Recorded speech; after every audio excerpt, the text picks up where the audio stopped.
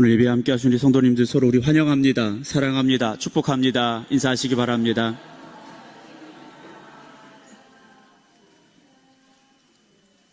네, 오늘 출타하신 우리 성도님들, 또 병중에 계신 성도님들 많으신데요. 병중에 있는 이들을 위해서 특별히 기도해 주시기를 부탁을 드립니다. 그리고 오늘 예배를 맞이하여서 또 다른 곳에서 함께 참여해 주신 여러분들에게도 하나님의 축복이 임하시기를 주님의 이름으로 축원합니다. 저도 이제 코로나 때문에 성찬 예식을 정말 오랜만에 이제 여러분들과 함께 나눈 것 같습니다. 제가 처음 성찬 예식을 우리 성도님들과 나눈 때가 2002년입니다. 목사 안수를 받고 2002년도에 첫 번째 성찬을 성도들과 함께 이제 나누게 되었는데요.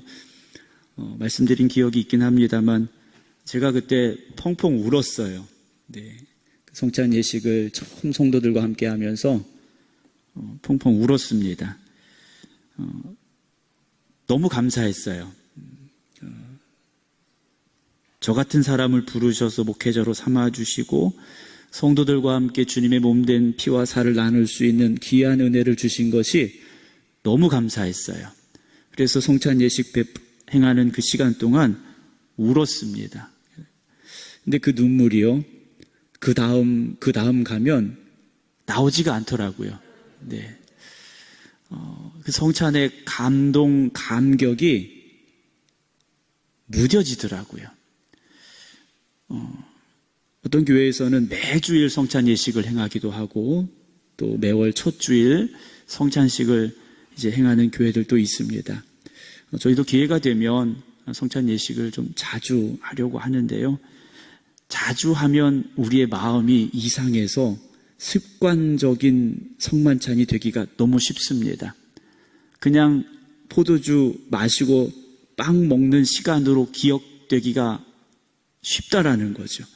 오늘 여러분들이 어떤 마음을 가지고 성찬 예식에 함께 하셨는지 모르겠습니다만 정말 나를 위하여 주님께 십자가에 달려 죽으신 그 은혜와 그 사랑이 오늘 우리에게 주신 이 떡과 포도주를 먹고 마시는 우리의 마음속에 기억되게 하시고 회복되게 하시고 그래서 그 주님과 동행하는 삶이 되게 하여 주시옵소서. 고백할 수 있는 귀한 성만찬 되기를 주님의 이름으로 축원합니다.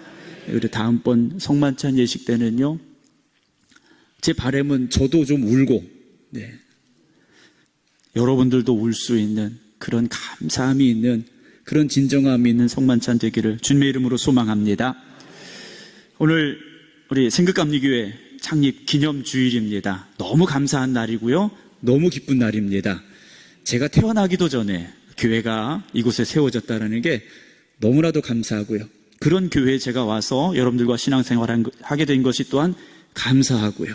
그리고 이 교회를 통하여 영광 받으시는 하나님 앞에 우리가 충성 다하는 그런 교회와 성도 되기를 소망합니다. 백화점이나 마트에 가면 포장이 되어서 선물로 이렇게 줄 수 있는 제품들이 있어요. 근데 뉴스에서 보면 그런 얘기들이 나와요. 과대 포장이라는 말이 나옵니다.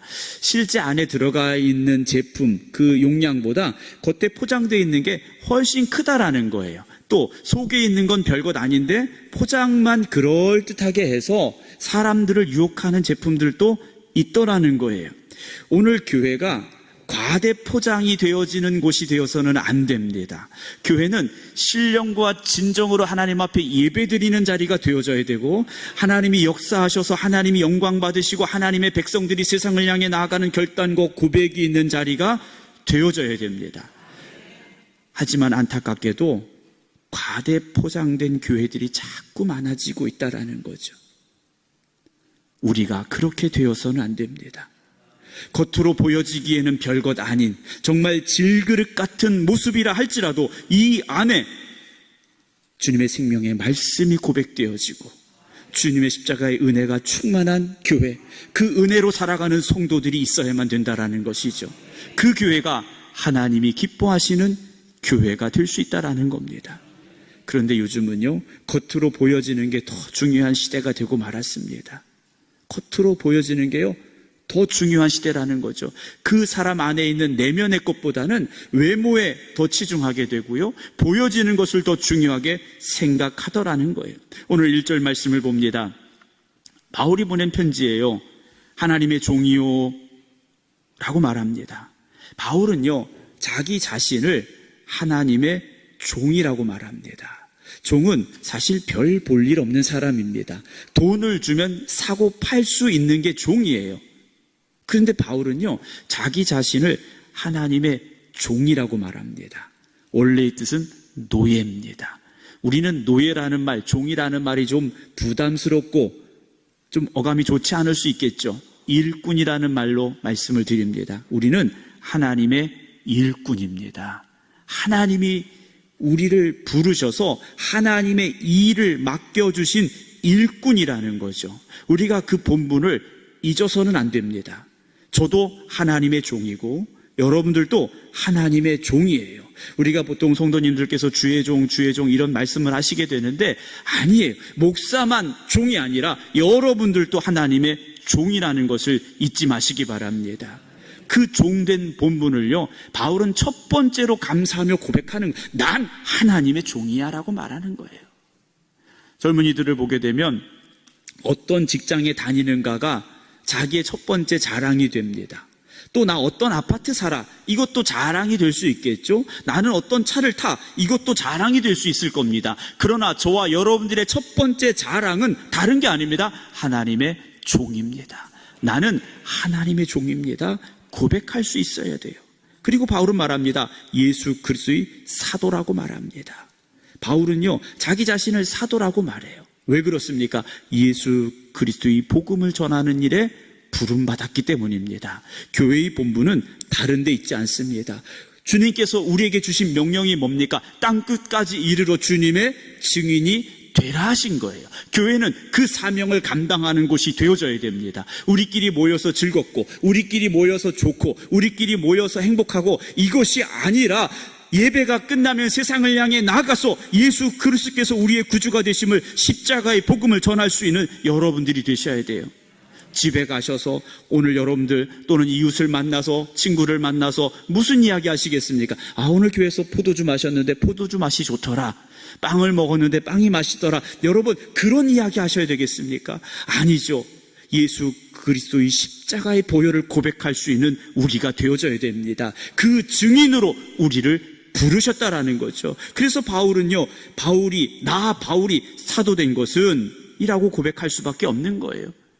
자기의 어떤 의지와 노력, 수행, 이런 것이 아니었다라는 거죠. 하나님이 나를 택하셨어. 오늘 저도 여러분들도 하나님이 그렇게 택하신 사람들입니다. 하나님이 택하셔서 여기 불러다 놓으신 거예요. 그 수많은 교회들 중에 왜 생극교회에 우리를 부르셨을까? 하나님의 뜻이 계시다라는 거죠. 이제 우리가 어떤 교회가 되어져야 될까요?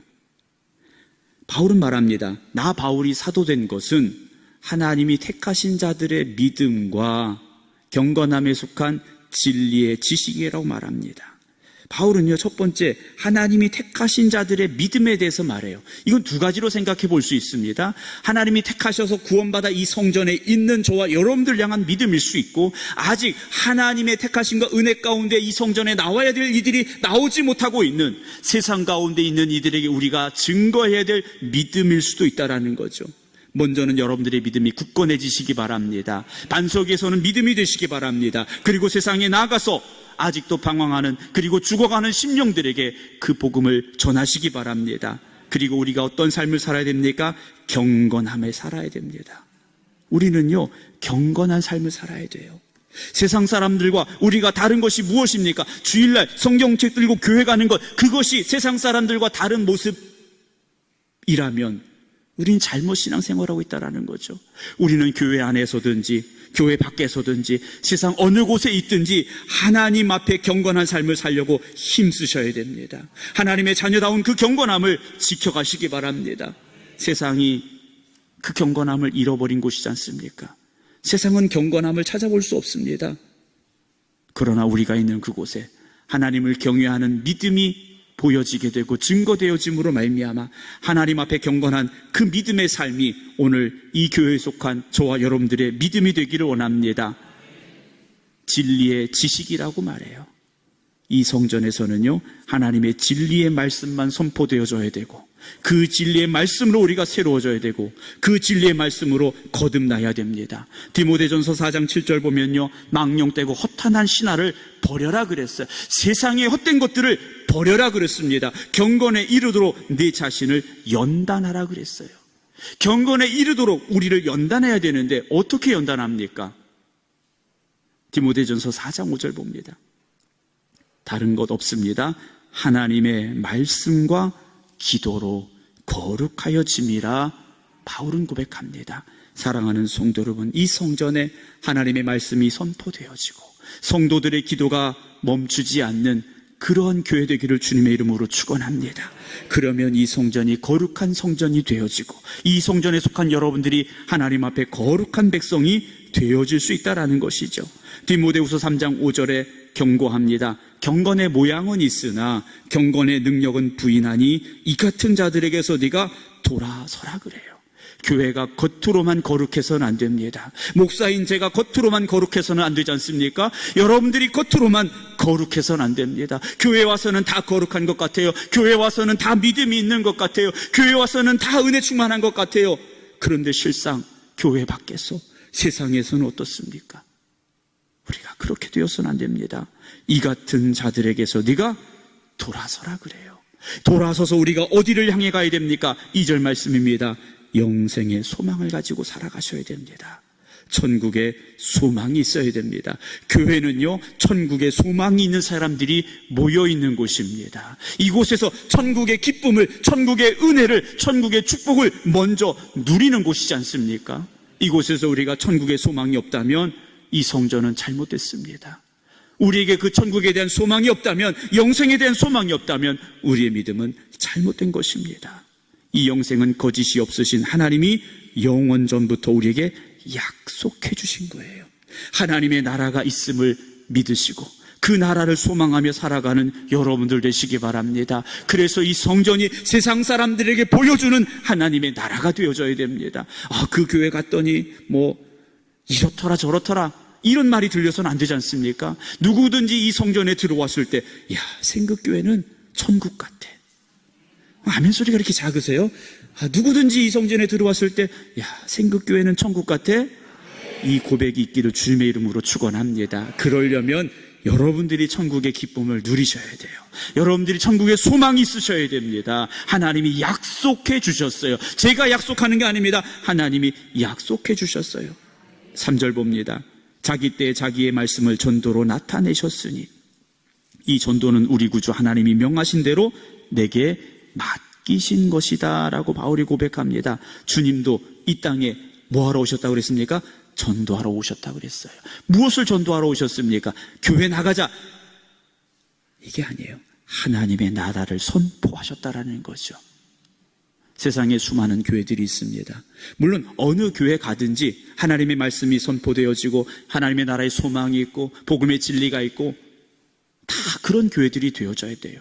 그러나 특별히 우리 생극교회가 그런 교회 되기를 주님의 이름으로 축원합니다. 우리에게 주신 사명이 무엇입니까? 우리에게 맡겨진 귀한 사명이 무엇입니까? 그 사명을 회복하는 교회 되어져야 됩니다. 어떤 교회가 좋은 교회입니까? 건물이 멋진 교회입니까? 어떤 시스템이 잘 갖춰 있는 교회입니까? 어떤 교육 프로그램이 잘 돼 있는 교회입니까? 아닙니다. 아니에요. 우리가 하나님의 종으로 택하심을 받았고 우리에게 주신 귀한 믿음을 지켜가며 하나님 앞에 경건하고 세상에 그 경건함을 증거할 수 있고 진리의 말씀을 붙잡고 하나님 나라의 영원한 소망이 있는 교회, 그 교회가 하나님 보시기에 아름다운 교회, 그 교회가 될 줄로 믿습니다. 그래서 혼돈과 흑암이 있는 이 시대 우리 생극교회가 하나님의 영광을 전하고 복음의 말씀을 증거하여 세상을 변화시키는 세상의 빛과 소금이 되는 귀한 교회 되기를 주님의 이름으로 축원합니다. 기도하겠습니다.